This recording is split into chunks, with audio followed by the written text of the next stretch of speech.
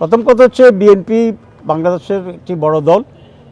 তারা নির্বাচনের ব্যাপারে তাদের নিজস্ব দৃষ্টিভঙ্গি আছে এবং সেই হিসাবে তাদের বক্তব্য রেখেছে।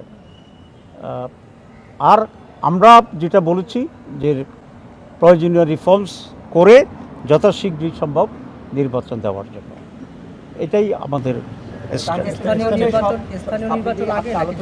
সেখানে বলেছেন যে সকল দলের যারা নির্বাচনে অংশ পার্টিসিপেট একটা নির্বাচন হবে সকল দলের। আওয়ামী লীগকে এখনো নিষিদ্ধ করা হয়নি, আওয়ামী লীগ নিয়ে কোনো আলোচনা হয়েছে কিনা? আপনারা মনে করেন কি আওয়ামী লীগ যেহেতু নিষিদ্ধ এখনো করা হয়নি, তারা নির্বাচন হবে না? আমরা তো এটা পিপলস উইলসে এবং এনভায়রনমেন্ট উইলসে পরিস্থিতি কি দাঁড়ায়, সেখানে পরিস্থিতি এবং জনগণের যে মতামত এবং ম্যান্ডেট থাকবে সেটাই আমাদের জন্য। এখানে আমাদের নিজস্ব বিশেষ কোনো স্ট্যান্ড নেই। জাতিসংঘের পক্ষ থেকে আলোচনা উঠেছে না, তারা খুব সিরিয়াসলি জিজ্ঞেস করছে সকালে দাঁড়াতে পারবে কিনা। আমরা বলেছি যে জামাতে ইসলামী কোনো দলের পক্ষে বিপক্ষের আইনগত কোনো বিষয় নিয়ে আমরা কোনো মতামত আমরা দিচ্ছি না।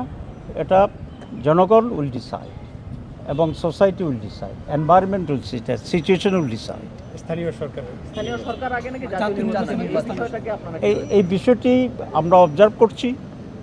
আমরা এখন এই বিষয়ে চূড়ান্ত কোনো মত স্থির করিনি। আমরা আলোচনা করব এবং তারপরে আমাদের দৃষ্টিভঙ্গি আমরা প্রকাশ করব। ভাই, নির্বাচন সংস্কার কমিশন যারা আছে তাদের একটা রিপোর্টে বলেছে যে তত্ত্বাবধায়ক সরকার হবে এবং তত্ত্বাবধায়ক সরকারের অধীনেই স্থানীয় এবং জাতীয় নির্বাচনগুলো হবে। তার মানে আলটিমেটলি দলীয় সরকারের অধীনে নির্বাচনটা থাকে না। এই প্রস্তাবনাটাকে আপনারা কী হয়ে যায়? হ্যাঁ, এটা তো আমাদের একেবারেই মৌলিক দাবি।